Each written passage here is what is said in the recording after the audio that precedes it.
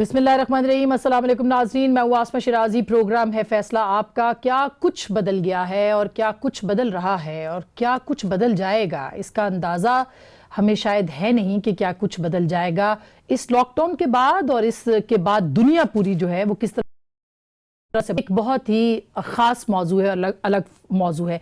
इस वक्त अगर हम आपको बताएं कि पाकिस्तान में जो तस्दीक शुदा केसेस हैं 1670 हैं, हलाकतें 20 हो चुकी हैं और सेहत याब 53 हुए हैं। सिंध में 508 है, पंजाब में 618 है और ये तादाद जो है वो बल्कि 638 हो गए हैं। 45 आज के दिन में जो है वो हॉस्पिटल गए हैं, तो ये तादाद बढ़ती दिखाई देती है। बलूचिस्तान में 144 है, आज 3 आए हैं और गिलगित बल्तिस्तान में 128 हैं, जबकि फेडरल कैपिटल में 51 हो चुके हैं। 8 आज के दिन में गए हैं। आजाद कश्मीर में 6 आज के दिन में आ चुके हैं। सो इस वक्त तादाद कहां बढ़ रही है? पंजाब में बढ़ रही है, केपी में बढ़ रही है और इसके साथ साथ जो इस्लामाबाद है कैपिटल टेरिटरी, वहां बढ़ रही है। याद रहे कि ये वो जगह है जहां पे लॉकडाउन बहुत देर में आया था। कराची के अंदर कंटेन्ड है, अब थोड़ी सी तादाद कम होती दिखाई देती है अगर हम डेली बुनियादों के ऊपर उसका एनालिसिस करें। वहां पे लॉकडाउन बहुत पहले चला गया था। बहरहाल ये एक बात की बहस है और इसके ऊपर हम जरूर बात करेंगे कि क्या है क्या नहीं। आज हमारा बहुत खुसूसी प्रोग्राम है। अब से थोड़ी देर के बाद प्राइम मिनिस्टर पाकिस्तान भी कौम से खिताब करेंगे, लेकिन हम आज इंटरव्यू कर रहे हैं जनाब साद रफीक साहब को, जो कि वफाकी वजीर रेलवेज भी रहे हैं। 15 महीने की बाद उनको रिहाई हुई है और रिहाई के बाद लॉकडाउन है। लॉकडाउन के बाद का पाकिस्तान क्या होगा, जाहिर है कि हम इस पर भी बात करेंगे और जो उनका मुकदमा है उसके ऊपर भी हम जरूर बात करेंगे कि सूरत हाल क्या है और क्या नहीं है। मेरे साथ मौजूद है साद रफीक साहब, उनसे बात करते हैं। अस्सलाम वालेकुम साद रफीक साहब। वालेकुम अस्सलाम। आपको रिहाई मुबारक हो। ये अलग बात है कि रिहाई के फौरन बाद लॉकडाउन शुरू हो गया। मैं जानना चाहती हूं कि जब आप पाकिस्तान यानी आप लॉकडाउन से पहले जो कैद थे, उससे पहले का पाकिस्तान और दरमियान का पाकिस्तान और इस वक्त का पाकिस्तान जो है उसको आप किस तरह से डिफाइन करेंगे? बिस्मिल्लाहिर्रहमानिर्रहीम। मेरी आवाज़ आपको आ रही है? जी बिल्कुल।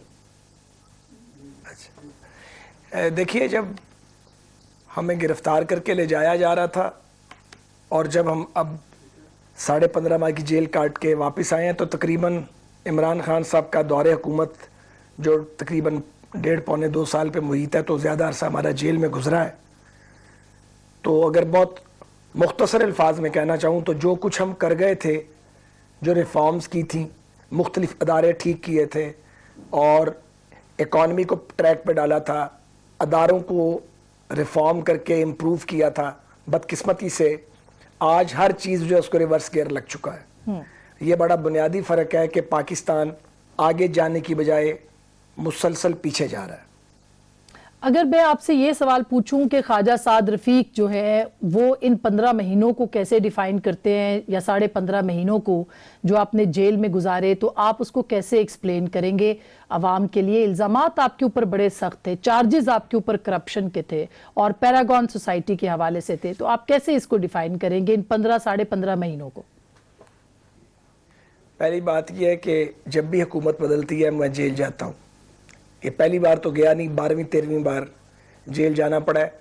दूसरी बात यह है कि मुझ पर करप्शन का कोई इल्ज़ाम नैब ने नहीं लगाया, ना इख्तियारात से तजावुज़ का। एक प्राइवेट हाउसिंग सोसाइटी के साथ मुझ पर कारोबार करने का इल्ज़ाम लगाया गया है और ये बताया गया मैं उसका मालिक हूँ, जो कि दुरुस्त नहीं है। कारोबार जो मैंने उनके साथ किया, जो लेन देन किया, वो सारा मेरे इलेक्शन कमीशन के गोशवारों में भी है, FBR में भी टैक्स पे किया हुआ है। यही वजह है कि जब हमारा मुकदमा ऑनरेबल सुप्रीम कोर्ट में गया तो वो एक वजह भी पेश नहीं कर सके जज साहिबान के पूछने के बावजूद कि हमारी बेल को क्यों रिजेक्ट किया जाए। चूँकि अब माहौल बदल गया है और इंसाफ मिलना एक तातुल के बाद शुरू हो चुका है, इसलिए इंसाफ सबके सामने आ गया है। जब इंसाफ नहीं मिल रहा था या इंसाफ के रास्ते में रोड़े अटकाए जा रहे थे, लोग जेलों में बैठे हुए اپنے باری کا انتظار کر رہے تھے. یہ انصاف اتنی دیر سے کیوں ملا ہے؟ اور کیا جو آپ اس کو انتقامی سیاست کہتے ہیں، کچھ لوگ اس کو کہتے ہیں کہ یہ کرپشن کے خلاف ایک جہاد ہے، ظاہر ہے حکومتی پارٹی کا یہ موقف ہے، تو آپ کے خلاف جو الزامات ہیں اس پہ انصاف، کیونکہ ایک جملہ سپریم کورٹ نے کہا کہ ثبوت نہیں ہے، یہ انصاف دیر سے کیوں ملا آپ کے خیال میں؟ بڑی لمبی کہانی ہے آسما میری بہن. اس کھیل کے بہت سارے کردار ہیں، گفتنی بھی ہے اور ناگفتنی بھی ہے. میں اس کی تفصیل میں جاؤں گا تو ایک نیا طوفان اور ہلچل مچے گی.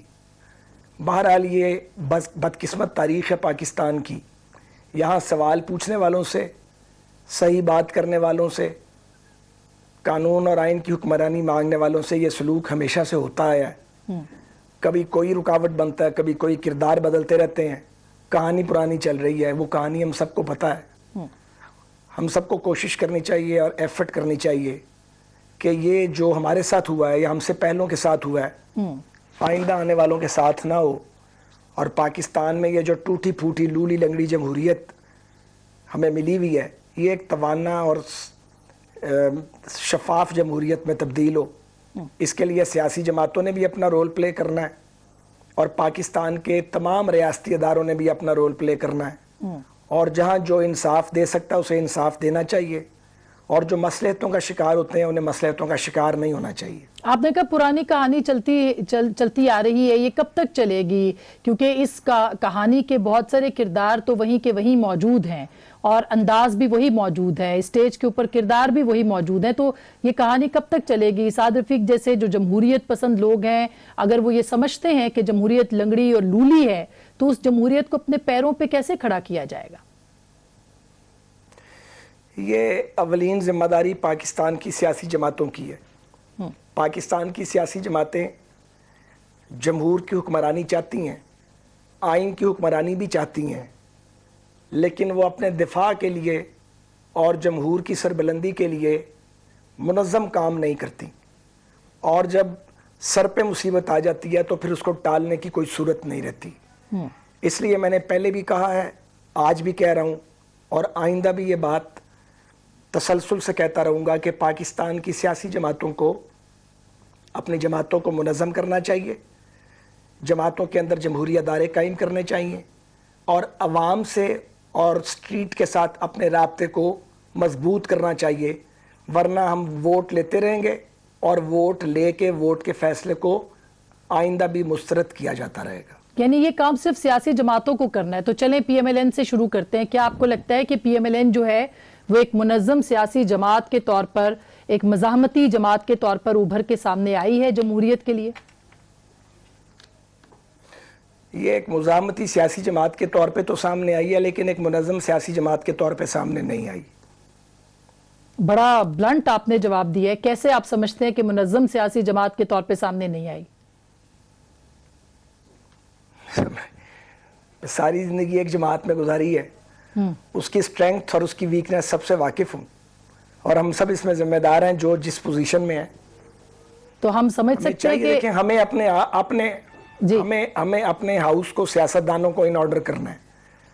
اگر ہم اپنا ہاؤس ان آرڈر نہیں کریں گے، اپنی پارٹیز کو آرگنائز نہیں کریں گے اور عوامی تائید و حمایت کو اپنے پروگرام کے حق میں ووٹ لینے کے بعد بھی جوڑ کے نہیں رکھیں گے کہ ضرورت پڑنے پر وہ ہمارے ساتھ کھڑے بھی ہوں، گھر میں بیٹھ کے محض دعا نہ مانگتے رہیں، تب تک یہ مشکلات جو ہیں یہ آتی جاتی رہیں گی، ختم نہیں ہوں گی. لیکن سر آپ کی جو جماعت ہے اس کے ووٹرز نے تو بالکل الگ ووٹ دیا تھا. اس نے تو ووٹ کو عزت دو کے بیانیے کو ووٹ دیا تھا. اس نے تو ایک طرح سے اینٹی اسٹیبلشمنٹ بیانیے کو، نیریٹو کو ووٹ دیا تھا. تو آپ سمجھ رہے ہیں کہ وہ بیانیہ غلط تھا یا درست تھا؟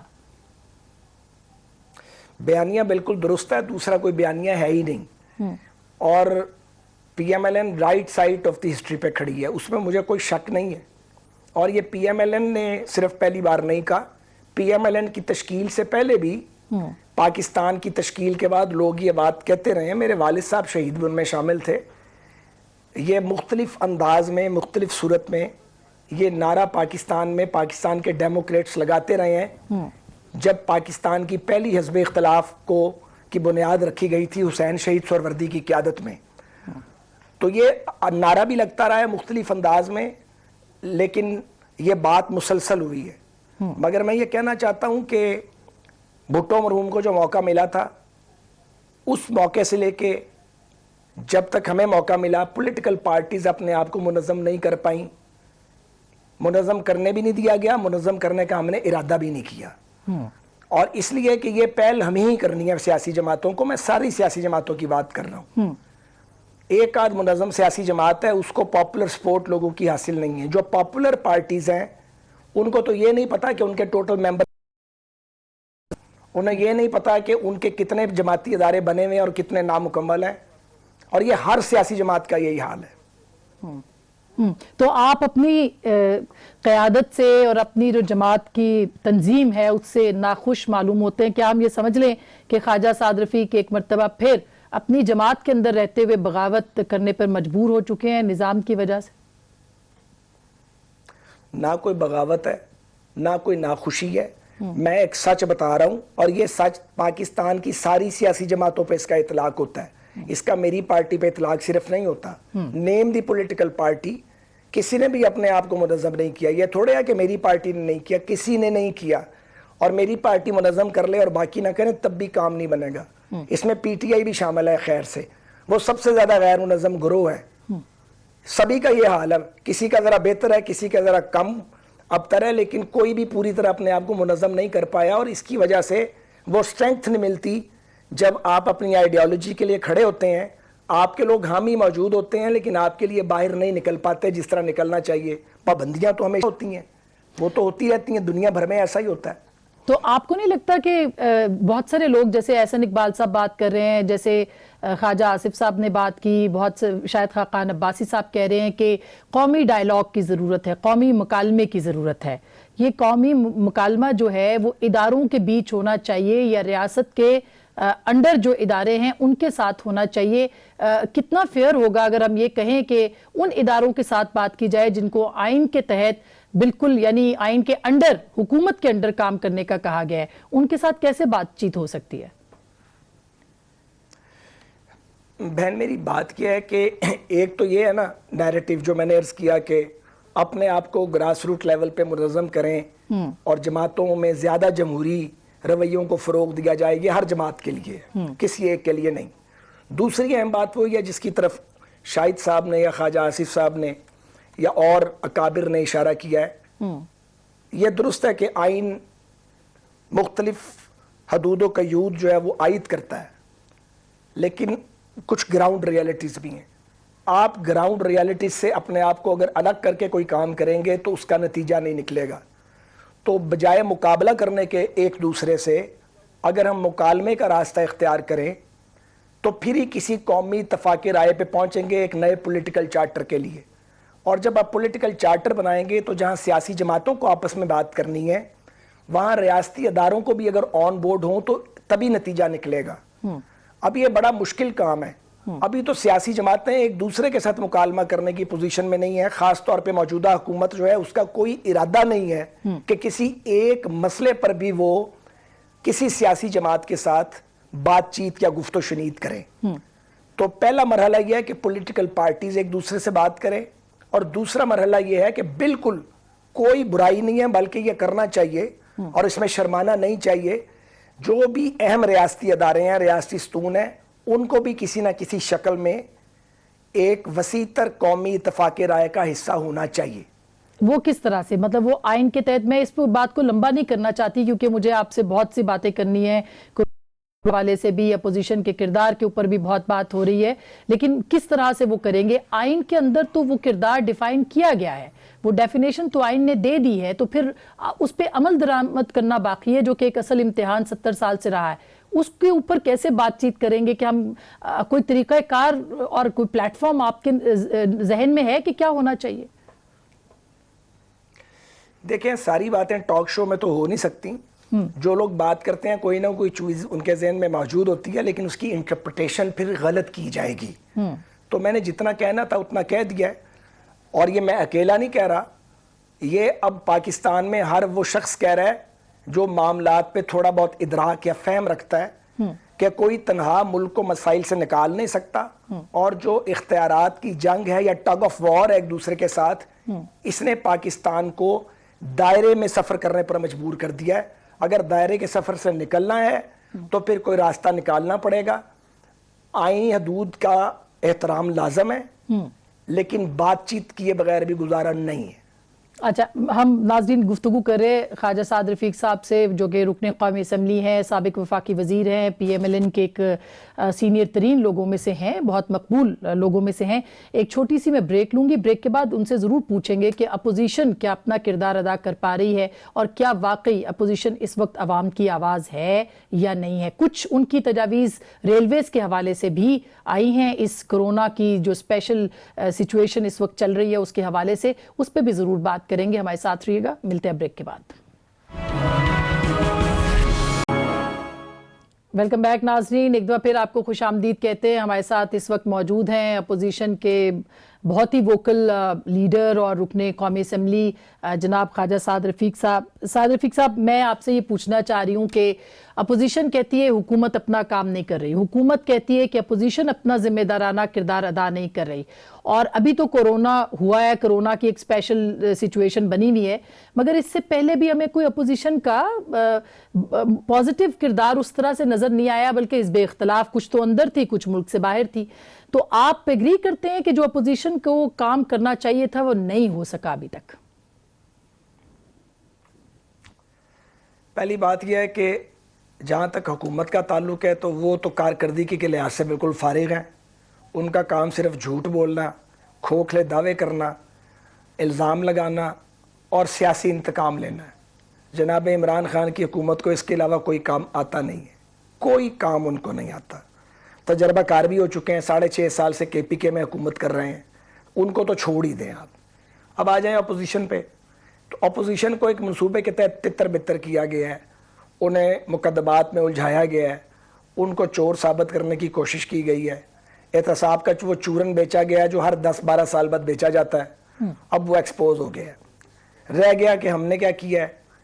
تو اپوزیشن اگر اپنا مؤثر زیادہ کردار ادا نہیں کر پائی جی, تو جہاں وہ انتقام اور وکٹمائزیشن اور وہ سارا ایک جبر ہے جو آزادی جمہور کے بعد اب آزادی صحافت پر بھی حملہ کر دیا گیا. اجمیر شکیل صاحب پابند سلاسل ہیں, بہت سارے اینکرز جو ہیں ان کو لے آف کروا دیا گیا ٹی وی چینل سے, بہت سارے صحافیوں کو ٹارگٹ کیا گیا. تو یہ ساری باتیں میں تھوڑی کہہ رہا ہوں, یہ وہ ریالٹیز ہیں جو ہو رہی ہیں. تو حکومت کی طرف سے تو کچھ اچھا ہمیں نظر نہیں آتا پاکستان کے اندر.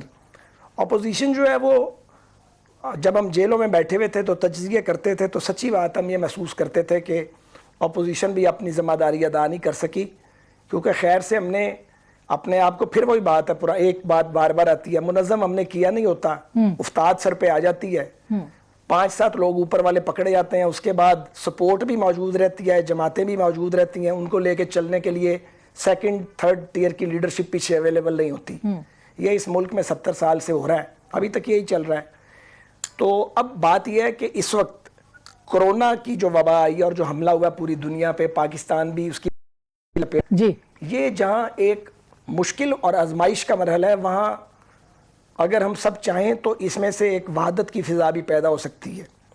مگر افسوس کہ شہباز شریف صاحب اور بلاول صاحب جس کانفرنس میں گئے, وزیر اعظم صاحب اپنی بات کر کے وہاں سے رفو چکر ہو گئے, اور باقی لوگ بیٹھے رہ گئے کہ یہ کس قسم کی غیر سنجیدگی ہے.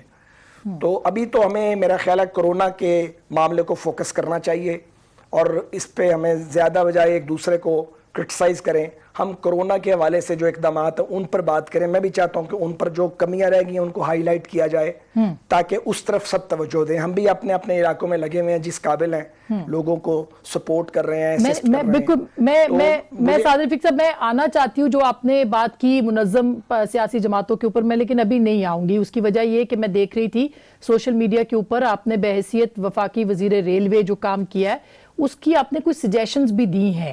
آج ہی شیخ رشید صاحب نے کچھ سجیشنز دیے, کچھ کام انہوں نے کیے. مثلا وہ کہہ رہے 310 بستروں کا کرنٹینہ سینٹر جو ہے انہوں نے بنا دیا ہے, بڑا اچھا کام ہے اگر یہ ہو گیا ہے. 65 اسپتال اور ڈسپینسریز بھی انہوں نے کہا ہے کہ قائم کر دی گئی ہیں. اور ہندوستان کا اپنے تقابلی جائزہ پیش کیا، جو میں نے آپ کی پوسٹ بھی دیکھی اور آپ کی چیزیں بھی دیکھی، تو آپ کے خیال میں یہ انف نہیں ہے جو انہوں نے کیا؟ اور بحیثیت سابق وفاقی وزیر ریلوے آپ کیا سمجھتے ہیں کہ کیا کیا کچھ ہو سکتا ہے، اور آپ کی تجاویز کیوں نہیں آپ آگے بڑھتے اور شیخ رشید صاحب کو جا کے ان سے مل کے کہتے کہ میں حاضر ہوں اور میں آپ کے ساتھ اس وقت میں کام کرنے کو تیار ہوں؟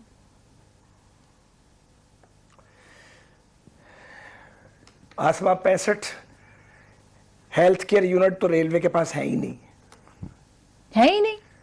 4 یا 5 جی نہیں 4 یا 5 ہاسپٹل ہیں ہمارے، باقی چھوٹی چھوٹی ڈسپینسریز ہیں، کچھ چلتی ہیں اور کچھ نہیں چلتی۔ 65 یا 60 یا 55 یا 50 یہ تو ہے ہی نہیں، فگر ہی غلط ہے۔ تو اچھا، میں اس سے آگے جانا نہیں چاہتا اگر فگر ہی غلط بتائی جائے۔ میں تو یہ آپ کو کہنا چاہتا ہوں کہ انڈین ریلویز نے وہ ہم سے بہت آگے ہیں، لیکن ہم بھی اس راستے پہ چل پڑے تھے پچھلے 5 سال میں سکسیسفلی۔ تو میں نے یہ کہا تھا کہ ہمارے پاس پاور پلانٹس موجود ہیں، فارغ کھڑے ہیں، ایئر کنڈیشنڈ کوچز موجود ہیں، فارغ کھڑی ہیں، لوکوموٹیو موجود ہیں، وہ فارغ کھڑے ہیں۔ اگر ہم پاکستان آرمی اور پروونشل گورنمنٹس کی سپورٹ لے پاکستان ریلوے، تو ود ان 14 ڈیز 12-14 دن میں یہ کام کیا جا سکتا ہے۔ یہ جو کیریج فیکٹری ہے اسلام آباد والی، یہاں بھی کام ہو سکتا ہے۔ لاہور ورک شاپس جو ہے مغل پورہ، وہاں بھی ایک کیپیسٹی موجود ہے، اور جو لوکو فیکٹری ہے منشیرہ کی، وہاں بھی ایک کیپیسٹی موجود ہے۔ انڈین ریلوے نے تقریباً 6,500 بیڈز کی میڈیکل فیسیلٹی موبائل بنا لی ہے۔ وہ ہم سے بہت بڑی ریلوے ہے، مگر یہ کام ہم بھی کر سکتے ہیں۔ اور اگر یہ ان جگہوں پہ تشکیل پا جائے تو وینٹیلیٹرز، بیڈز اور ضروری میڈیکل اکوپمنٹ اور میڈیکل سٹاف آرمی کی میڈیکل کور کی مدد سے اور پروونشل گورنمنٹس کی مدد سے یہ آپ جگہ جگہ کھڑے کر سکتے ہیں، چھوٹے شہروں میں جہاں پہ میڈیکل فیسیلٹیز نہ ہونے کے برابر ہیں۔ تو یہ کیا جا سکتا ہے اگر کسی کی نیت ہو۔ میں نے اپنی سروسز پہلے ہی آفر کر دی ہیں۔ میرے ساتھ ایک انجینئرز کی ٹیم ہے جو ریٹائرڈ ہیں اور بڑے پروفیشنل لوگ ہیں، وہ والنٹیریلی ہم یہ سروس دینے کے لیے تیار ہیں۔ لیکن اصل بات اب یہ کرنے کی ہے کہ نمبر 1، اس کو ریلوے سے میں علیحدہ ایک بات کرنا چاہتا ہوں، فیڈرل گورنمنٹ اور پروونشل گورنمنٹس نے اب تک کوئی ڈیش بورڈ نہیں بنایا۔ میڈیا کے ذریعے قوم کو پتہ لگنا چاہیے کہ ایگزیکٹ ڈیٹا کیا ہے اس وقت مریضوں کا جو متاثرین ہے۔ دوسری بات یہ ہے کہ کرونا ٹیسٹ جو ہے وہ 8,000 روپیہ اس کی قیمت ہے۔ 8,000 روپیہ لوگوں کے پاس ہے ہی نہیں۔ جب ڈینگی نے حملہ کیا تو شہباز صاحب نے 800 روپے کا ٹیسٹ 80 روپے میں کروایا تھا، اور سرکاری اسپتالوں میں فری تھا۔ گورنمنٹ سرکاری اسپتالوں میں اس فیسیلٹی کو امپروو کرے فوراً، اور پرائیویٹ لیبز کو اس کا نرخ کم لے کے آئے۔ اس پہ جو کٹ سے ریلیٹڈ سامان ہے، ٹیسٹ سے ریلیٹڈ میٹیریل، اس کو کیسے چیپر کیا جائے۔ گورنمنٹ ابھی تک اس پر کوئی پیش رفت نہیں ہوئی۔ یہ ٹیسٹ کی سہولت ہر تحصیل ہیڈ کوارٹر پہ موجود ہونی چاہیے ایٹ لیسٹ، اور یہ کام کیا جا سکتا ہے، اب تک ہو جانا چاہیے تھا۔ پتہ ہی نہیں ہے کہ پاکستان میں کرونا سے افیکٹس کتنے ہیں، تو آپ نے کیا ڈیش بورڈ بنانا ہے، کیا ڈیٹا بنے گا اور کیا فیکٹس پتہ لگیں گے۔ دوسری بات، doctors, nurses, paramedics, police, rescue اہلکار اور ایون سیکیورٹی کے 2 ادارے ہیں، آج بھی میں نے دیکھا ناکوں پہ لوگ کھڑے ہیں، ان کے پاس حفاظتی کٹس نہیں ہیں، بالکل نہیں۔ وہ اپنی جانوں پہ کھیل کے ہماری حفاظت کر رہے ہیں۔ ڈاکٹر، نرسز، پیرامیڈکس اپنی زندگیوں کو داؤ پہ لگا رہے ہیں، کٹس نہیں ہے۔ حکومت فوراً ان کو کٹس پرووائڈ کرے، یہ کوئی مشکل کام نہیں ہے۔ کم از کم جو لوگ لڑ رہے ہیں کرونا سے فرنٹ لائن پہ، ان کی زندگیوں کا تحفظ سب سے ضروری ہے۔ بہت بہتر، بہت بہتر۔ میں ایک چھوٹی سی بریک لے رہی ہوں۔ جو اعداد و شمار آج شیخ رشید صاحب نے بتائے ہیں ان کو ان کی تردید کر رہے ہیں سعد رفیق صاحب، کہ ہم چیک کر سکتے ہیں دوبارہ سے بھی، ہو سکتا ہے کچھ ایسا ہو گیا ہو کہ شیخ رشید صاحب نے یہ سارے ارینجمنٹس کیے ہوں، لیکن جو تجاویز سعد رفیق صاحب دے رہے ہیں یہ قابل عمل ہیں، اور ہندوستان کی جو ریلویز ہے وہ آلریڈی اس کے اوپر عمل درآمد کر رہی ہے، اور انہوں نے یہ بہت بڑا دعویٰ کیا ہے کہ ان کے پاس انجینئرز کی ٹیم ہے، اور وہ چاہیں تو ان کو مدد شیخ رشید صاحب کو پرووائڈ کر سکتے ہیں، اور یہ معاملات جو ہیں 14 دن کے اندر اندر یہ ہسپتال قائم ہو سکتے ہیں جگہ جگہ پہ۔ ایک چھوٹی سی بریک کے بعد واپس آئیں گے اور تھوڑی سی اور سیاست پہ بات کریں گے کہ اپوزیشن جو ہے وہ کیا سوچ رہی ہے، اگلے 6 ماہ کا پاکستان کیا ہوگا، اور اس اگلے 6 ماہ کے اندر پاکستان کے جو سیاستدان ہیں وہ کس طرح سے کام کریں گے، عمل کریں گے۔ بریک کے بعد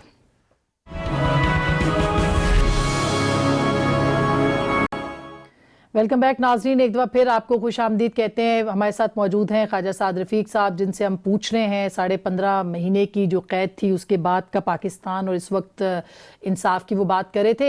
ये बताइएगा कि एकदम से आपकी पार्टी के अंदर गिरफ्तारियां शुरू हुई, एकदम से ज़मानतें होना शुरू हुई और लोगों ने इसको बड़े मुख्तलिफ अंदाज में इंटरप्रेट किया। कुछ लोगों ने कहा मुफाहमत है, दोबारा से मुफाहमत हो रही है। क्या इसको इसी मानों में लेना चाहिए या आपका नुक्ता नज़र कुछ और है? मैं आपकी बात समझ नहीं सका। मतलब गिरफ्तारियों के बाद जब जमानतों का मौसम आया तो उसको जमानतों का मौसम करार दिया गया कि शायद किसी डील का नतीजा है। मैं डायरेक्ट पूछ लेती हूँ। अच्छा किया डायरेक्ट पूछे। कोई डील नहीं है, बिल्कुल ही कोई डील नहीं है। और हर चीज की एक हद है। आप किसी को कितना अरसा बेगुनाह आदमी को जेल में रख सकते हैं और इंसाफ मिलने से किसी को कब तक रोका जा सकता है। तो जब भी मुकदमात उन लोगों के सामने जाएंगे जो इंसाफ करते हैं और घबराते नहीं हैं और सिर्फ अल्लाह से डरते हैं, इंसाफ होगा। अब माहौल बदला है। जो एक मंत्रा करप्शन के नाम पे जपा गया था और जो एहतसाब का सौदा बेचने की कोशिश की गई थी, ये पहली बार तो बेचा नहीं गया, हर 12 साल बाद बिकता है। वो एक्सपोज हो गया है और जाहिर है जो वक्त गुजरता जाएगा इसकी अफादियत ख़त्म होती जाएगी। तो इसलिए अब जो फैसले आ रहे हैं वो मेरिट पर आ रहे हैं। ये तो नहीं है कि किसी ने कोई कंसेशन की है या अदालत में जिन्होंने हमें गिरफ्तार किया है उनके वकील पेश नहीं होते या वो आर्ग्यूमेंट नहीं करते। सारी आर्ग्यूमेंट करते हैं। हाई कोर्ट से बेल अगर मिल जाए तो सुप्रीम कोर्ट में चले जाते हैं। अब अगर हम पकड़े जाएं और 100 उससे पहले टॉक शो करवाया जाता है और झूठे इल्जामात लगाए जाते हैं, साल 1.5 साल 2 साल बाद जब छूटते हैं अदालतों से एक लंबी बहस मुबासा और इंतजार के बाद, तो उसके बाद अगर ये कहा जाए कि ये डील है तो इस पर अफसोस ही किया जा सकता है। डील जो है वो इस तरह की होती है, कोई डील नहीं है। लेकिन आपकी जमात के अंदर भी इख्तलाफात बहुत रहे और जो अपोजिशन के किरदार की आप बात कर रहे हैं, ये किरदार भी हमें कम से कम PMLN की तरफ से नजर नहीं आया। और फिर बीच में जो लेजिस्लेशंस हुई उसके अंदर भी सामने काफी चीजें आई, तो उसको फिर क्या नाम दिया जाएगा? देखें, बात यह है, मियां नवाज शरीफ साहब को सजा दी गई और बहुत ज्यादा सजा दी गई और ज्यादती की गई उनके साथ। शहबाज साहब को गिरफ्तार किया गया बेगुनाह, मरियम नवाज साहब को पकड़ा गया बेगुनाह, हमदा शहबाज साहब को पकड़ा गया, यूसुफ अब्बास शरीफ को पकड़ा गया, यानी एक ख़ानदान के सारे लोगों को पकड़ लिया गया। हमारी लीडरशिप की बारी आई तो किसी को जो मेन 7-8 लोग थे सबको रगड़ा लगाया गया।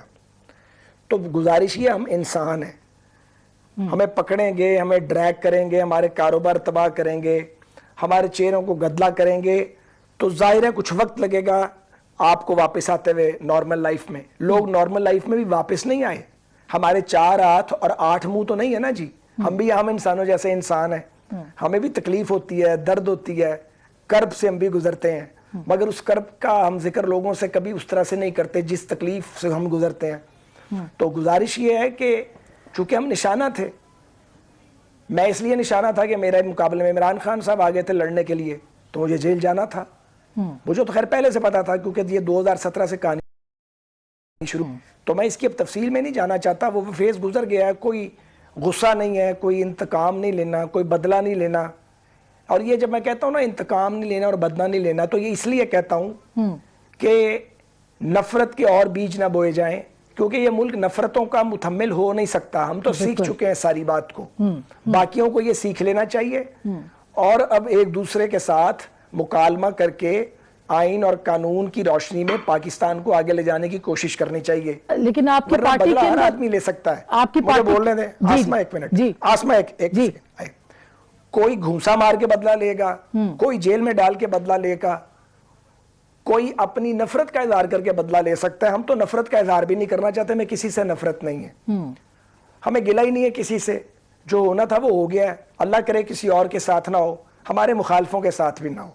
अच्छा, अब आप सवाल कीजिए। आपकी पार्टी में बहुत सारे हॉक्स भी हैं जो एक्सट्रीम पॉइंट ऑफ व्यू रखते थे, आपका नाम भी उन हॉक्स में आता था। کیا آپ کو لگتا ہے کہ اس کی وجہ سے آپ کے ساتھ یہ سب کچھ ہوا؟ اور کیا اب جو مفاہمت کی یا اعتدال کے رویے کی بات ہو رہی ہے تو یہ سب بھی ایک وقت اور ٹائمنگ کے اعتبار سے ہو رہی ہے؟ دیکھیے، مجھے تو اپنی گرفتاری کی وجوہات کا بہت اچھی طرح پتا ہے. مجھے بتایا بھی گیا کہ تمہیں کیوں پکڑا گیا. یہ تو نہیں ہے کہ مجھے بتایا نہیں گیا یا مجھے پتہ نہیں ہے. اس کی تفصیل میں جانے کی ضرورت نہیں ہے، کیونکہ جن وجوہات کی بنیاد پہ مجھے اور سلمان رفیق صاحب کو 15:30 بجے وہ صرف ہم 2 بھائیوں کے ساتھ نہیں ہوا، وہ ہماری پارٹی کے سارے مرکزی لیڈران کے ساتھ ہوا ہے. کسی کو بھی اسپیئر نہیں کیا گیا. تو وہ وجوہات ایک سی ہیں جو میاں نواز شریف صاحب سے شروع ہوتی ہیں اور ہم تک آتی ہیں اور ہم سے آگے تک چلی جاتی ہیں. اب وہ فیز اوور ہو گیا ہے. ہم آج یہ چاہتے ہیں کہ پاکستان کو ڈھنگ سے چلانے کی کوشش کی جائے. ٹھیک. ہم اس حکومت کے مینڈیٹ کو کبھی تسلیم نہیں کرتے، مگر ہم نہیں چاہتے کہ ہم دھرنا دے کے یا لانگ مارچ کر کے اس حکومت کو گرائیں. انہیں گرائیں گے تو اس کے بعد کیا ہوگا؟ لیکن اگر یہ حکومت پرفارم ہی نہیں کرتی، جیسے کہ بالکل نہیں کر رہی، اور پاکستان کو مسلسل پیچھے پھینکتی ہے اور پیچھے دھکیلتی ہے، تو پھر کچھ سوچنا پڑے گا. تو اگلے 6 ماہ میں کیا ہو سکتا ہے سر؟ آخری سوال چاہتے ہیں، نہ ملک کو بہتر ٹریک پہ لے جانا چاہتے ہیں. تو پیمانہ صبر تو لوگوں کا لبریز ہو چکا ہے. اپوزیشن کا پیمانہ صبر بھی آج نہیں تو کل لبریز ہوگا. تو پھر اس کا کوئی نہ کوئی نتیجہ تو سامنے آئے گا. اور وہ کس صورت میں ہو سکتا ہے؟ آخری سوال، مڈ ٹرم الیکشنز کی صورت میں، کسی دھرنے کی صورت میں، یا تحریک عدم اعتماد کی صورت میں؟ میرا خیال ہے ڈسکنیکٹ ہو گیا. آخری سوال کہ وہ کس صورت میں ہو سکتا ہے، تحریک عدم اعتماد یا مڈ ٹرم الیکشنز؟ جی آواز آ رہی ہے؟ میں خیال ہے جی میرا خیال ہے کہ ہمارا رابطہ منقطع ہوا ہے. ہم دوبارہ سے بھی کوشش کر دیتے ہیں، لیکن جو بات کی ہے سعد رفیق صاحب نے وہ یہی کی ہے کہ اگلے 6 مہینے کے اندر جو ہے وہ ضروری نہیں ہے کہ اپوزیشن جو اس وقت جس موڈ میں ہے اس موڈ کے اندر ہی نظر آئے. اگر یہی حالات رہے، اگر اسی طرح سے حکومت اور گورننس چلتی رہی تو کسی اور طرف بھی جایا جا سکتا ہے. آخری سوال ہے سعد رفیق صاحب کہ مڈ ٹرم الیکشنز آپ ایکسپیکٹ کر رہے ہیں اگلے 6 مہینے میں، یا پھر تحریک عدم؟ دوبارہ ذرا سوال کریں. آواز آخری سوال ہے کہ 6 مہینے میں آپ تحریک عدم اعتماد کی طرف کو دیکھ رہے ہیں یا پھر مڈ ٹرم الیکشنز کی طرف جا سکتے ہیں اپوزیشن؟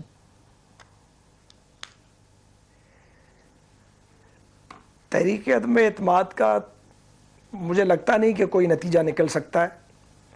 اگر کوئی ایسی موو ہو بھی اور فرض کیا جائے کہ حکومت کو 15, 20, 25 ووٹوں کے فرق سے بدل دیا جائے، تو جو اگلی حکومت آئے گی وہ پاکستان کو چلا نہیں پائے گی. اس لیے کسی